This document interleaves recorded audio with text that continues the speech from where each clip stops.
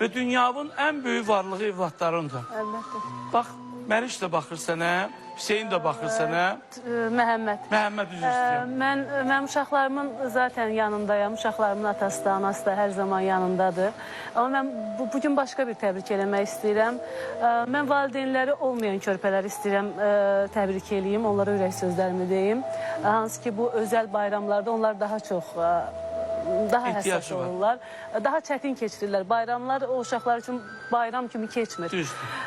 Mən o uşaqların bayramını təbrik edirəm və onlara demək istəyirəm ki, mən də elə böyümüşəm və bu günlərim sizin valideyniniz, atanız, ananız yoxdur, amma bilin ki, sizi bir yaradan var və o yaradandan nə istəsəniz, o inanın, nə istəsəniz Allah onu sizə qismət edəcək. Ona görə də gələcəyə çox böyük ümidlərlə baxın.